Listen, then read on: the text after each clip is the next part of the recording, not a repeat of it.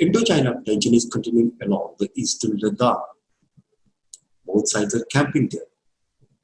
Indian Defense Minister Rajnath Singh publicly acknowledged that Chinese troops have come in substantial number. The Stobdan, former ambassador, is a formidable authority on Indo-China relations. We have an opportunity to speak to him. Stobdan sir, welcome to our program. Thank you.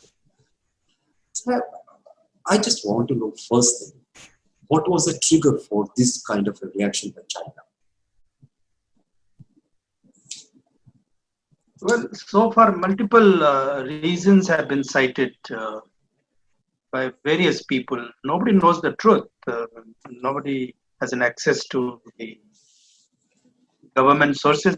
The governments are also not making too much statement on this regard, either from the Chinese side or from the Indian side. Well, a little bit of here and there, but the cause and the way this whole thing has erupted, nobody is explaining. To me also, it looks like a little bit mysterious. Why suddenly these things have come up, especially in the midst of corona epidemic. Two countries have gone for this. We don't know what motivated the Chinese to go for this kind of adventurism on the Indian border. They faced a lot of other issues in Hong Kong and Taiwan and many other areas. But I'm sure there must be some larger, bigger strategic reasons to pick up India at this stage. So those strategic discourse, of course, are multifold. That it is a tension actually between China and the United States, and all the friendly countries of United States may be picked up.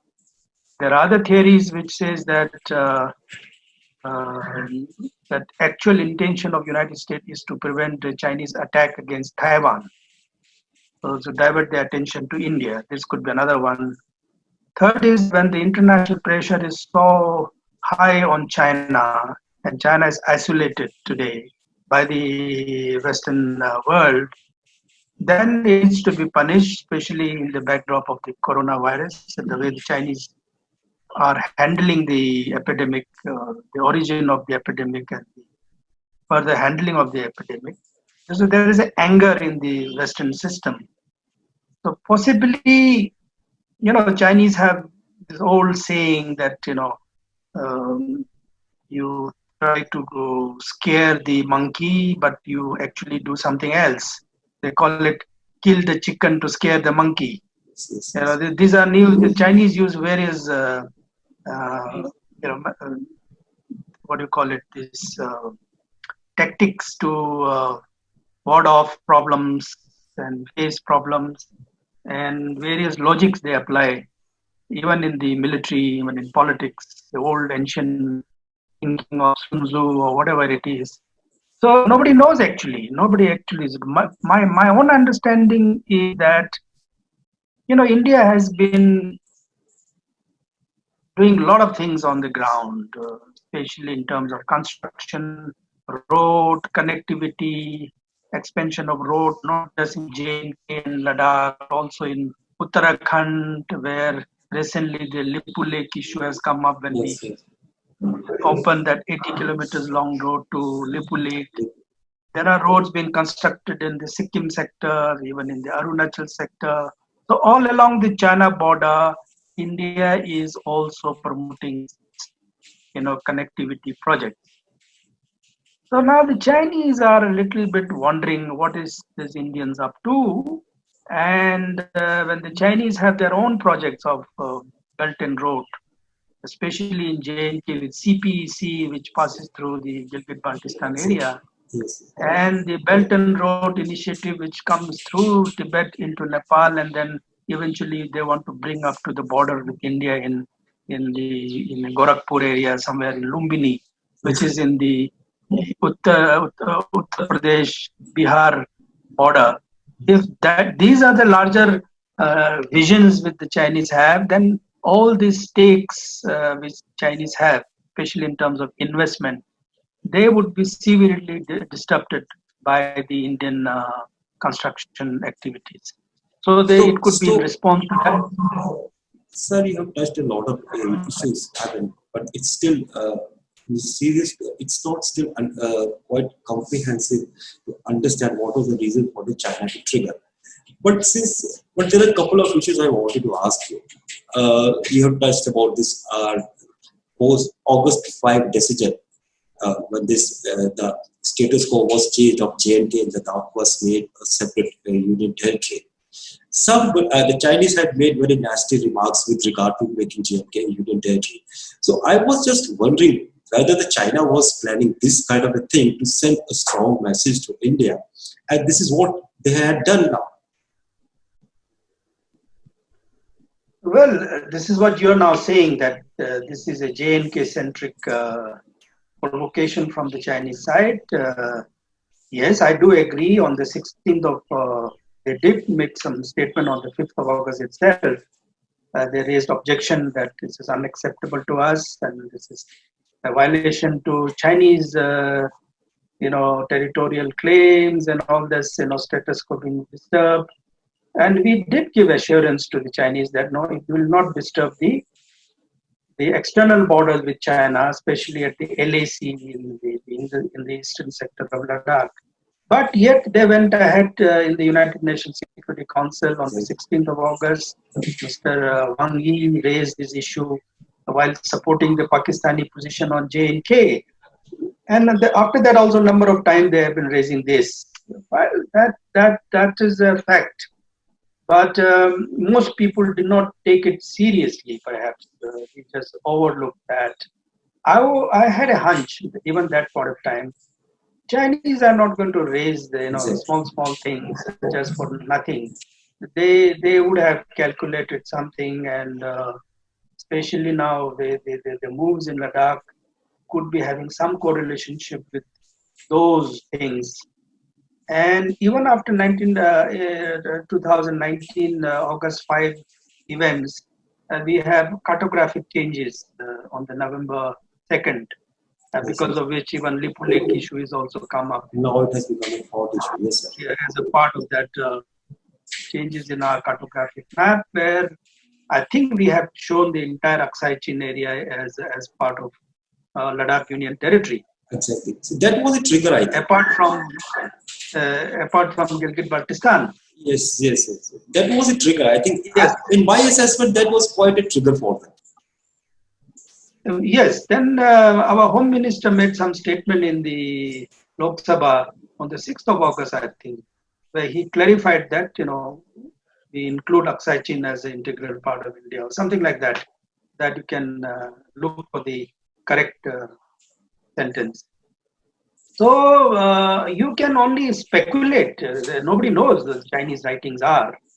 But little bit here and there from the Chinese assessment, the Chinese analysis of what India is doing, is they have a hunch that we want to disrupt their Belt and Road Initiative, connectivity projects, border patrolling in Tibet. After all, even Lipu Lake goes into Mount Kailash area, where the Burang County, the whole military activity is going on. On the eastern Ladakh side, the this Aksai Chin Road, G219 highway, that connects between Tibet and Xinjiang. We really don't know. From the last month onwards, they have been installing even 5G towers, even in Mount Everest somewhere. And then also, we don't know what are they doing. I heard that one local girl from Yuma, some video or something. She raised that. Urgen Chondon, she's a BDC, sir. Yeah. She raised the issue on April 27 about this Chinese movement, and she posted on Facebook, but she was asked to delete that post by the district authorities. She did raise that issue, sir. Yeah, I don't have any source to authenticate what she said, yes, but I believe she said that they're dumping the corona bodies somewhere there. Yes. Bodies. Yes. But I could suspect that Chinese will not bring dead bodies all the way from mainland China, whereas most of our activities we treat these are internal affairs. So but Chinese tend to look. Yes, sorry to interrupt. So now what you are saying, there are two dimensions to what is happening out there on the eastern account. One is the regional dimension, that is with regard to China, Nepal, and Pakistan axis that is building up. This is my assessment. And second is the international dimension. Now you have spoken about the regional axis also quite elaborately. So if my understanding is that China is now using both Nepal and Pakistan to put pressure on India. Excise chain issue, I mean, that is, I think it has been raised now. It probably to help Pakistan, and Lipu Lake issue has been raised. I mean, has been raised by the Prime Minister Oli, who has made quite nasty statements, like saying that it's an Indian virus. So, how much hold? I mean, are we not having so much hold on our neighbors, but China is influencing them to such an extent that they are destabilizing our strategic interests? I think that question should be asked to the government of India. I am not competent to analyze those situations, response. But my own hunch is that the way the Chinese are responding, uh, they could hardly gain some advantage of this triangle that you are talking about: China, Nepal, and Pakistan access vis-a-vis India. Because after all, India is the common factor for all these three countries.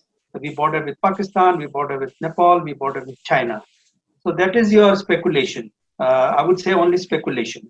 Uh, yes, they could raise the tempo, but what do they gain in return? They will lose billions of dollars they have committed for CPEC with Pakistan, and they have committed with Nepal. And Nepal policy, why would they do with Nepal? Because even if they want to extend their Belt and Road into South Asian countries, it has to come through Nepal only to India. You Yes. know, the population of Bihar itself is higher than the population of Nepal, or UP population is twice the population of Nepal. So the markets are in India. So why would they do it? I do not see that they stand to lose more than what they gain. But also don't underestimate, Pakistan can be simply controlled by United States. So they don't have too much leeway, and the situation today, what Pakistan is in economic terms and internal terms, they can't venture out. So yes, what you are saying, and what we are also understanding is that the attempts are quite serious to de-escalate the tension. But another issue, when I said about there is an international dimension to it also, and some people say that it was a Chinese reaction to India getting too close to United States, which is putting a lot of pressure on China. So, do you buy this theory? I find it's quite simplistic understanding of the thing. Well, in the past, India's proximity to Soviet Union was a bigger concern. India was not a concern for China, but Indo-Soviet friendship was a concern for. So even today, even if they don't treat India as a real threat, they treat United States proximity with India is a major threat. The United States has got a number of policies, both for internal policies in China and external. So, for example, the issue of Uyghur, issue of Tibet, Hong Kong, Taiwan, and all, we don't have. We have a one China policy. So obviously, we are not in this thing. But it's all about balancing game. It's a balance of power game. I don't think anybody hates Chinese or Chinese hate us. There's nothing like that. It is just that it's a matter of conflict of interest. We are fighting for interest. I mean, we don't want Chinese domination in this part of the world. That's our problem. But that doesn't mean that China is an enemy of India. We only want that there should be no Chinese over dominance, kind of a bully in South Asia. They control all our neighbors and us also through economy or through military. That's a major concern. So to do that, I think you have to keep on playing cards to balancing against each other. If the Chinese get too strong, then you play the American card. And if the Americans become too nasty, then you play the Chinese card against the US or the Russian card. So that's the beauty of Indian policy. You have multiple choices. Yes, yes, sir. That is right. No, the another thing is that I mean it's a Wuhan virus, which Wuhan virus. Some people say it's a Wuhan virus. I would rather tend to call it coronavirus itself.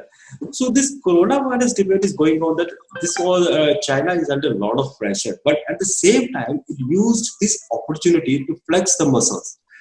So, but I mean, they have got carried away in the South China Sea also. There was not much of a public outcry, or rather much of a international pressure on the China. They are doing some nasty things with the Taiwan also, and now here in Galwan and Pangong Lake, what they have done, we all know. So all these theories of China coming under intense international pressure, but at the same time, they are proving their might militarily also. So how do you see that? I mean, is the China doesn't care about the international pressure? Its economy is too strong and robust that it can overcome all these things, and at the same time can carry out its military maneuverability. Do you see it like this? No, no, China, maybe I can't say Chinese have the capability to deal with all this kind of pressure, surely. But China is seriously concerned about its image, its international image. It's going to be, after all, you like it or not, not everybody reads Mandarin. The international community reads English. Yes. So the Western world has the advantage of bringing China to the nose in terms of defaming China, in terms of isolating China, cornering China. And Chinese are aware about it. I mean, it's not that Chinese are stupid. They know. So they are very careful.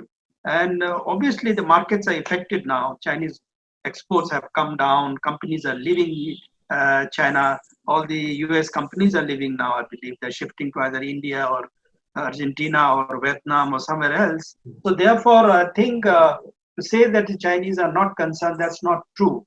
But there is a psychology in the Chinese. The more they are cornered, the more they try to show I'm powerful. Yes. The more they are insecure, more they try to show that look, I'm not insecure. So they become more belligerent. It's a human psychology. Yeah, this is the point. It's animal psychology.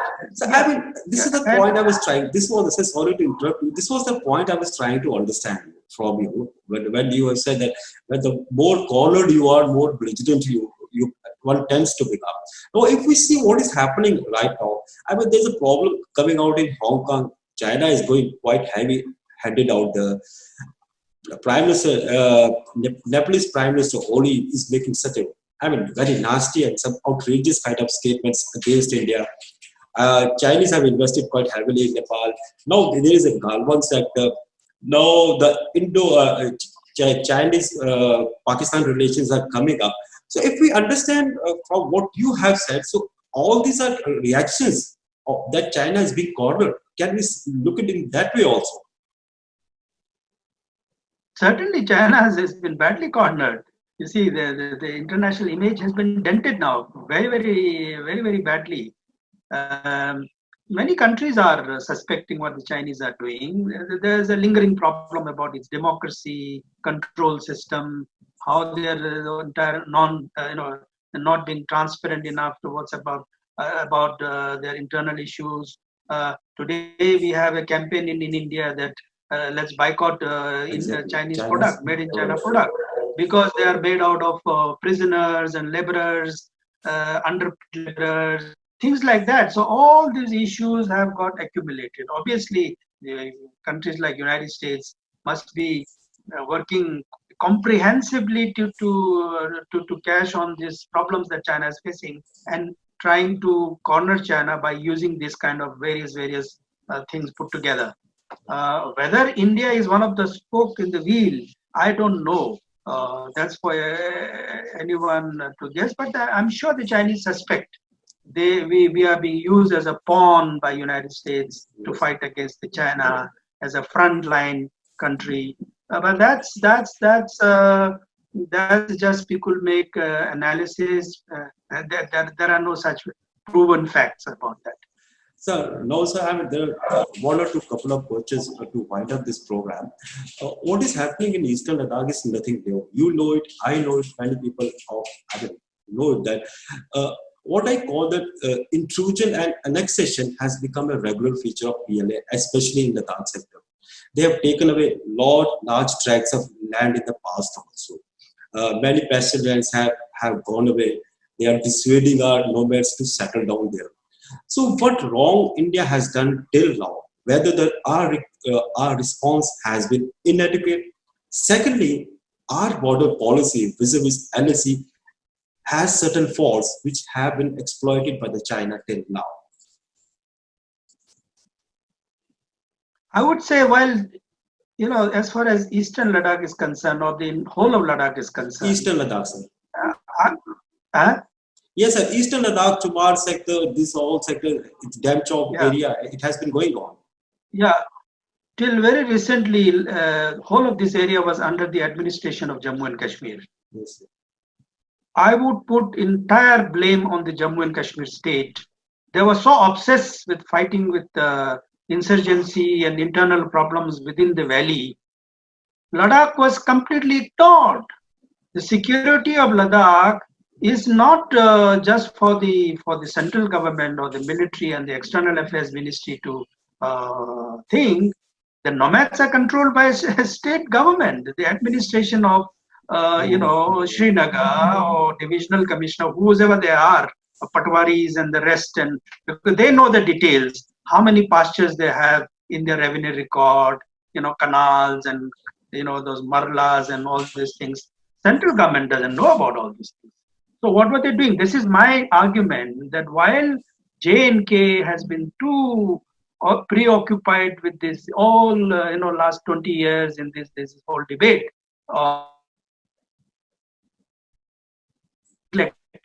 people saying no, Ladakhis are not liking Kashmiris. It's not the Kashmiris. The Kashmiri interest is only in the valley. The Ladakh is not in the in their consciousness. I'm not saying they're anti-Ladakhi or something, but Ladakh is very remote for them to think about how the people live, what are the Chinese doing, what are the Pakis doing, what are the problems of nomads, Changpas or the rebels and the tents and all these things. So if they have the administration working there, they were very scanty and they're not very effective, I suppose. That's why there was a case for union territory, and which has been realized now. Okay, sir. Okay, sir. I take strengthen administration. Yeah. So I take your point that since Ladakh was part of the Jammu and Kashmir state, it was not giving so much due attention. Okay, I take your words. The second is that my only contention here is that our defense minister, when he was home minister, also he repeatedly said the people who were settled along the Indo-Pak border, take my words, Indo-Pak borders are the first line of defense. Finally. But he never used this kind of words for the nomads of Ladakh. I mean, if J&K government was not aware of their value, but at the central government, defense minister, home minister knows how strategically valued these assets are. So they were also ignoring them to a large extent. I fully agree, but that's the failure of leadership, the local level leadership, who has not been successful in putting across these fears of people, carrying the concerns of the people to the correct authorities, the right authorities, say a home minister or the prime minister or something like that. So I think I cannot blame the local people who are living in those areas. They're innocent people, they're nomads and all. But intelligentsia, the political class, the bureaucracy, those who are responsible for the government machineries or political system, it was their duty to bring this into the notice of the higher authorities in Delhi. Yes. So if you don't give inputs, I'm sure it does not, the Prime Minister and Home Minister, they don't dream about this thing. They go on facts. Yes. So I think to say that, India, what is the India is a federalized system. India, the power is distributed all along, vertically and horizontally also. So let's not put every blame on the union government. Okay, I take your point here also. I agree to you to a certain extent, but not. And especially when you had 370, you had all the autonomy, you had all the power, special powers. Yes, sir. I agree to you, sir, on this account to a certain extent, not on a larger extent. Okay, coming last one or two questions left here.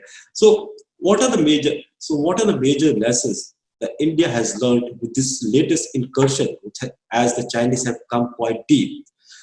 What what are the lessons in India has learned? Secondly, my point is that when I was talking to a lot of people who were settled along there, their primary concern is that in the Galwan sector, there's a hot spring area, which you know quite well. There's a grazing land. So what they are saying is that will these Chinese go back to their original position? Because the grazing season is starting now. The pasture lands are their lifeline. If the pasture lands have gone away, their lifeline is snapped. So do you think that the Chinese will revert to their original position and agree to it, and that too quite quickly? Do you foresee this proposition coming into reality? Yeah, this stage will come when we get to know what was the reason for the problem, cause of the problem. Then we will find the solution for the problem, and then we will then learn lessons from there. There are a process through which you have to look at this issue. So at the moment, we really don't know what caused this rift here at the standoff at the border. Is it our provocation or is it their provocation? I assume as an Indian, this is a Chinese provocation. Okay, so therefore, if it is Chinese provocation, then I need to analyze that what was their provocation, what was the cause of their provocation. They may be having some objectivity to coming up to Galwan. Now you are saying 370 was the reason. I would say construction of roads into the Shawk Valley was the reason. I would say there is something as a US-India proximity is the reason. So it's a very complex 360-degree dimension issue. It cannot be pinpointed at, okay, 370 is responsible, Pakistan is responsible, Gilgit-Baltistan movement is responsible, CPEC is. These can be only conjecturing. You can only speculate things like that. But the essence is that are we really giving importance to this area? Exactly. Strategically, economically, and in terms of administrative control. Now, what are the lapses in Ladakh right now? I would say economically, Ladakh is doing well. Bridges, roads, all these things are being constructed either by the military or by the civil authorities. We are fairly quite well off. We are not that bad as what the Chinese side used to have before, and comparatively, we were very, very poor in terms of infrastructure. Now, in terms of demography, it's still very vacant land. The nomads are shifting towards the urban areas. Yes, exactly. So the border areas are empty now. So there is a problem that our urban policy and the border policy is not matching. There are discrepancies. Somebody sitting in the urban affairs ministry thinking his own interest. But while somebody sitting in our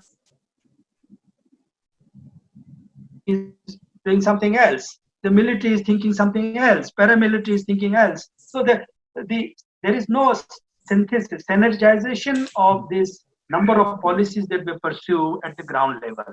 Rural, urban, environment, road, security, whatever we have.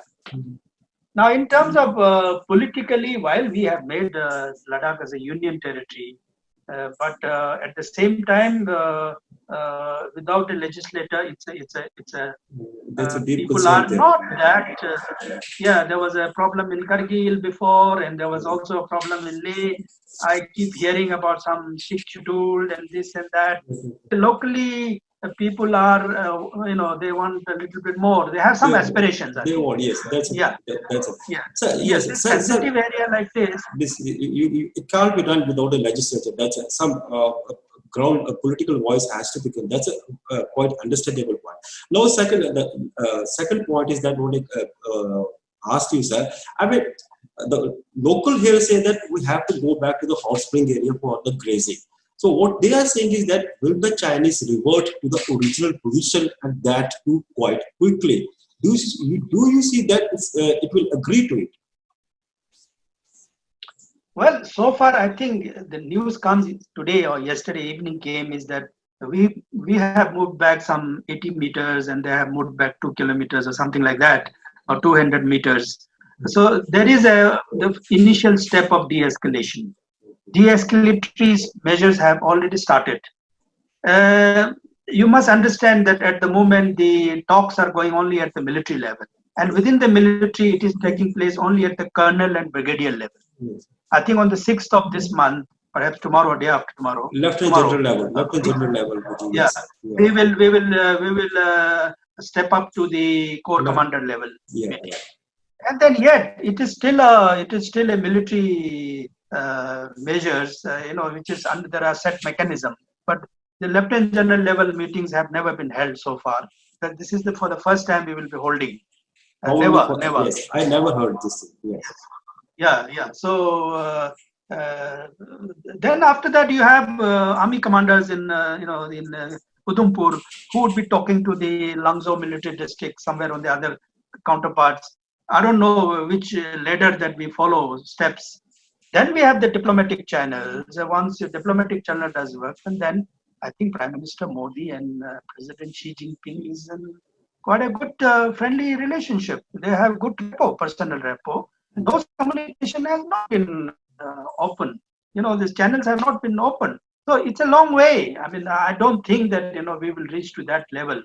So one thing is that we will maintain the status quo ante, that they move back to their position, and then think about some other mechanism once they move back.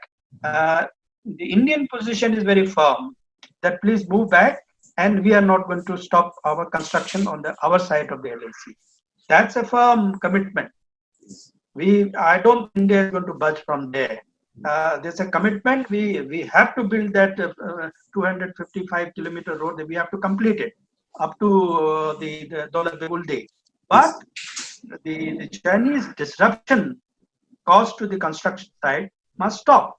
So therefore, they have to retreat, and status quo must be maintained. If that is achieved, I think it's a fantastic thing. It's a fantastic thing. Let's see what the Chinese want from us. Yes. And last Chinese want, but no. Yes. Continue, sir. Continue. If the Chinese have some things to say, they should say, okay, your construction here disturbs me. They should say, and then we will see where this can go. I mean, normally what they do is that you do something here, the target is somewhere else. Yes. In 2014, there was a small Narega Nala project in Chumar. Yes, sir. Yeah. Then there is something construction in Chumar.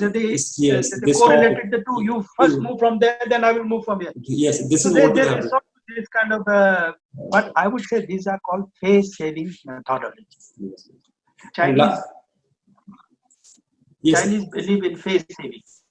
And last thing I just want to ask you is that if this intrusion and whatever, there could be a difference of perception with regard to the border, has also given India an opportunity to assess the Chinese system of working. To understand the mind of the strategic planning. Has this given India an opportunity? Because we always talk of two-front war. But I mean, this has exposed us to a certain limit also. No, this is a very well-known thing, and this is thought about a long time ago, even after independence, even after 1962 war. A lot of think tanks have been created for that.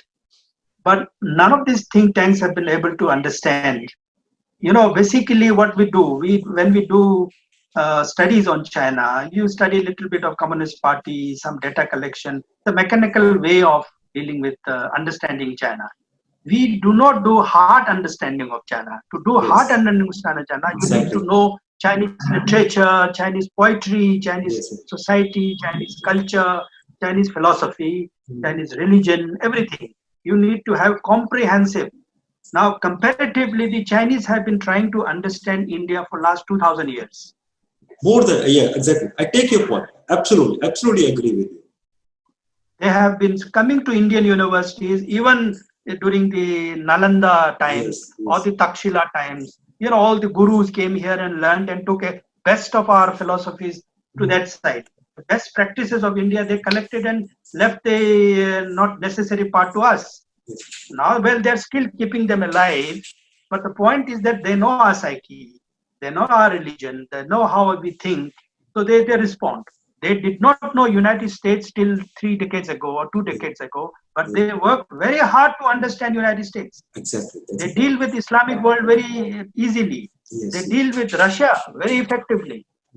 You know, they deal with Africa. They have one thing I must give credit to the Chinese. They do a lot of hard work. Yes. Here I admit with you, our scholarship of trying to understand, a Ladakhi will understand Chinese psychology better. Yes. So we are living next to it. Yes.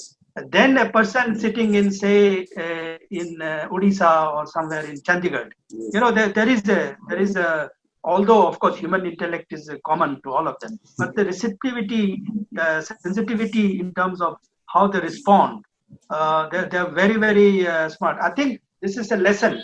When we try to understand China, it's not that how many tanks they have, how many aircraft they have, how many roads they have built. These are, bean counting. We call it bean counting. You have to understand the real nature of China.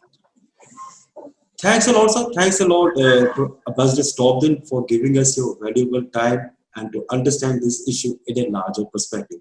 Thanks a lot, sir.